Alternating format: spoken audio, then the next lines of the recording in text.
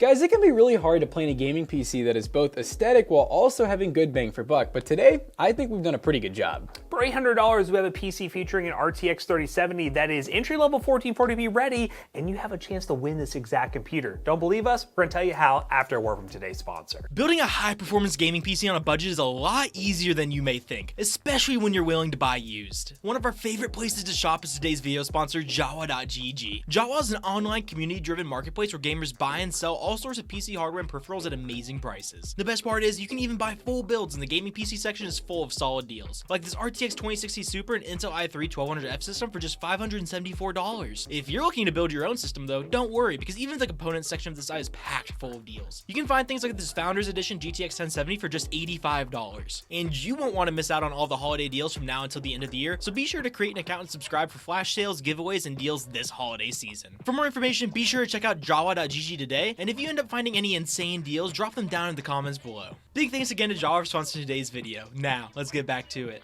For the CPU, I decided to opt for something a little different than we normally do. We got an Intel CPU here. This is the i5-12400F 6-core 12 thread. And as many of you know, these are not prone to the oxidization issues, which you don't have to worry about updating the BIOS or anything, which is pretty nice. But coming in at 110 bucks, this is a pretty good deal because the 5600X is a pretty close competitor in terms of gaming, and it's usually more like the 130 to 140 price range. And to cool this i5, because it does come with a stock cooler, but we want something a little bit more aesthetic, and also we want to be able to push this thing to its max, we have the ID Cooling FX240 Infinite, which has really nice braided tubes. It has a really cool infinite mirror design. It's full ARGB, and it even comes with ARGB fans. So pretty good deal for 70 bucks on a liquid cooler. Which brings me to the motherboard, which that's another cool part about these i5s, is if you want to, you can go with the DDR5 board. Now, we want to save a little bit of money because realistically, DDR5 is not going to give you a ton more FPS in your games. So we got this ASRock B660M Pro RS, which is a board that we just love. We use it all the time. It looks like we paid about 80 bucks for it. So it's a solid deal because this board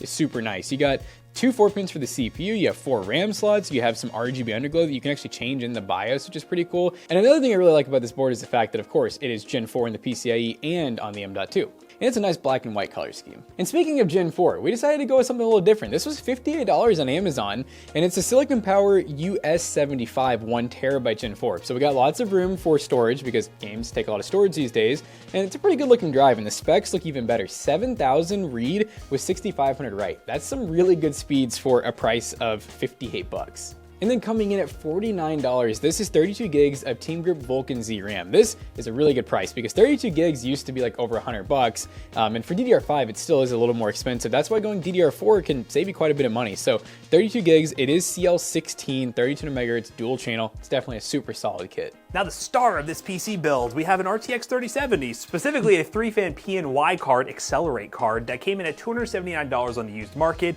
Stay tuned to the channel because we will have a video where we do a deep dive on the RTX 3070, benchmarking and a bunch of other titles that we may not test today to really show you the value of this card. But it's a really good entry-level 1440p card, and you're basically getting close to 4060 Ti level performance, but a lot less, sometimes cheaper than a normal RTX 4060. So going used for these, really good option. But all jokes aside, one thing to mention as well is we went with the 650 version, which is a non-modular power supply. You can up to the 750 version, which also gives you more power, ATX 3.0 for upgrades in the future. And also in this case, we'll be talking about here in a second, it does help having, well, the modularity to remove some cables because it is a pretty compact case, but we will get the job done because you know what? We know how to cable manage. We'll make this build look really nice, even with the 650. And lastly, for the case, the Asus AP201, which is a case we've built in a lot for our PC Business PC Bros, and during our live streams we do every single morning to build those PC Bros PCs over on twitch.tv/ToastyBros and youtube.com/ToastyClips. But this right here is a nice micro ATX style case that comes with tempered glass. It has plenty of ventilation around, and it's a very minimal design that when you add a little bit of RGB, makes a really clean looking build. Now, to mention the thing that Jonah was referencing to me about the power supply is the power supply does get installed up front right here. So any extra cables are kind of forced to just be right here. There's not a ton of back room in this back panel, so a little bit limiting there, but it does come with the 1 fan in the back, and with the AIO up top, we should have a really nice setup here for this build and the specs. So what we're gonna go ahead and do is build this PC, then we're gonna play some games on it, and then talk about how you can win this gaming PC during our giveaway stream coming up in the next couple of days, because yeah, you're definitely gonna want a chance to win this awesome build.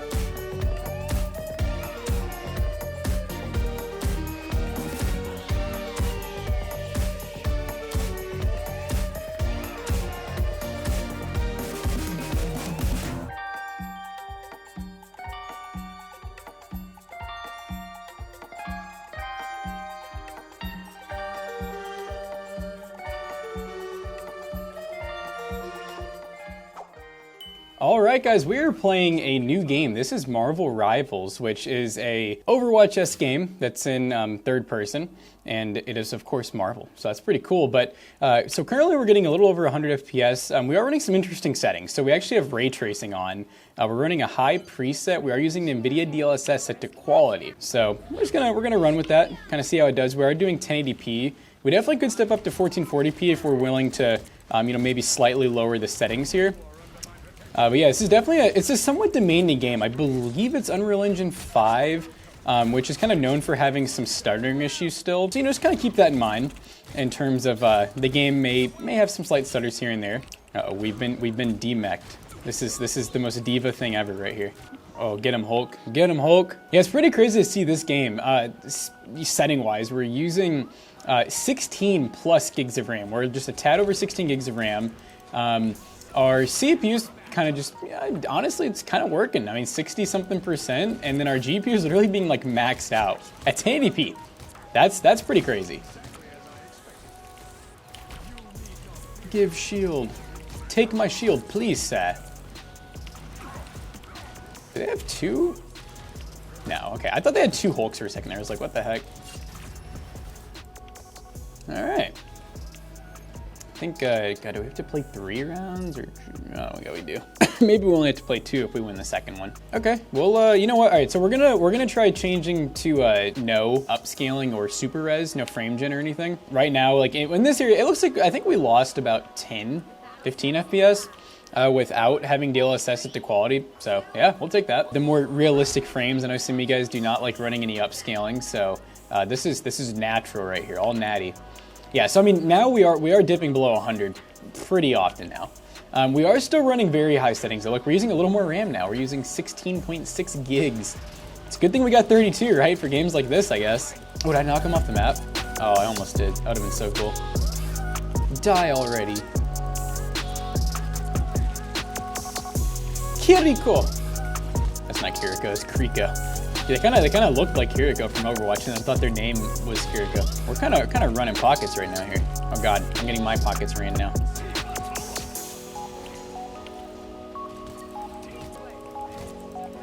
Hulk mash, Hulk mash.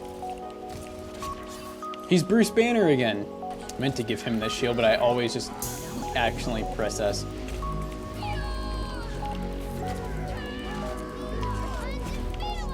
Did I just literally get like one tap there? What was that? Oh, I'm alive. Okay. Oh my gosh, dude, they're kind of walking me right now. And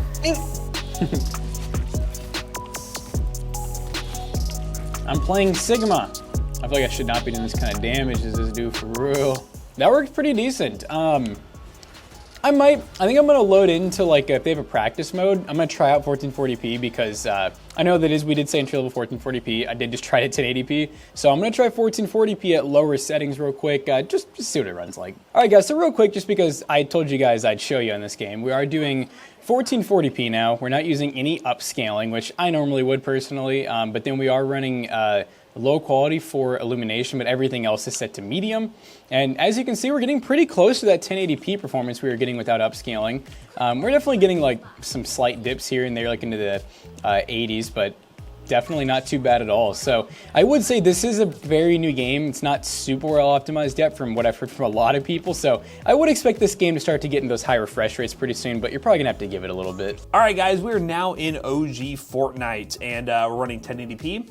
Far reduced low textures, and we're getting some really good FPS numbers. I'd be curious, and you know what? It makes sense because they are using an older version of Fortnite here. How much better does OG Fortnite run for you guys at home versus running the normal mode? Because this is the second time I've played this, and I've been getting really, really good FPS numbers on pretty much any PC hardware I throw at it. So it's pretty cool to see. But I'm just curious what the difference is like for you guys at home. But this is a good test for that 12400F, which kind of gets slept on a little bit, especially when you can find it cheaper than the Ryzen 5 5600. It's still a very good CPU, especially for esports titles, and can handle a wide range of different GPUs, like a 3070 or even higher. So this is a nice little test for this thing.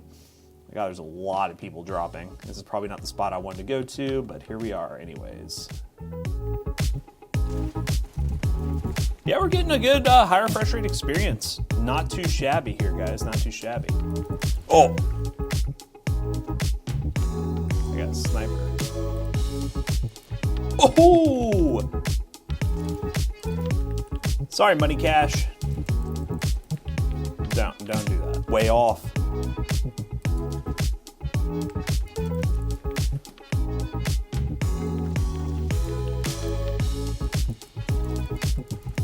Snipers keep sniping, boys. Snipers keep sniping. Oh! Oh! Snipe through the window? Ridiculous. Honestly, didn't check my side there. Wow, this is OG Fortnite right here. This is OG Fortnite. But hey, that was fun actually.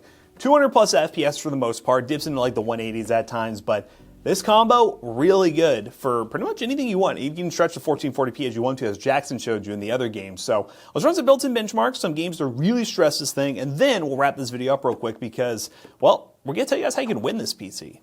All right, guys, we just got done benchmarking this awesome $800 PC, and overall, this case is pretty awesome, and so is the CPU and GPU combo. Overall, the 3070 and the 1200F do really well in 1080p and even 1440p gaming, and I think this case is also really cool because of how it can fit such large GPUs and AIOs. And of course, we decided to test this PC in a couple other titles. We played Black Myth Wukong at 1080p high settings with no upscaling. We almost got 60 FPS average, an average of 56, a max of 64, and a minimum of 13. And then that all-important 3D Mark score was 11,805, which is a 7 cent per point score. All in all, very good price performance with this PC. We've been preaching the 3070 as a really good bang for buck option, especially at this price point, or even a little bit higher if you want to go with like a newer platform like a 7000 series Ryzen CPU or something like that. But all in all, really awesome PC, and you guys have a chance to win this computer over on twitch.tv/ToastyBros coming up here very soon. This Friday, December 13th, over on twitch.tv/ToastyBros, you have a chance to win this PC at 5 p.m. Eastern Standard Time. We'll be giving it away, doing a bunch of other fun stuff, playing some games, doing a Temu Christmas Secret Santa. It's gonna be a lot of fun, so definitely follow the Twitch stream if you haven't done so already. And if you want to build this PC yourself, check the link in the description down below. They will be affiliates, they will help us out. Let us know what you think of this build in the comments down below, and hopefully we'll see you during the giveaway stream. And as always, we hope you guys enjoyed today's video. If you did, check out our other 2 YouTube channels and also our twitch.tv/ToastyBros. And don't forget to like, comment, and subscribe. And we'll see you guys on the next one. Goodbye. All right, guys. Well, this one won't be for sale. So this PC will not be for sale at PCBros.tech because we're only giving this one away. So if you wanted to actually get the same PC, you could use our custom build consultation for 20 bucks. Or you can check out all the other pre-built PCs, staple PCs, or custom one-offs as well. PCBros.tech. We sell awesome gaming PCs, and they do a better job at talking than I do today. Use code ToastyBros on checkout. You'll save 3% on your next purchase. See you guys later. Goodbye. Peace.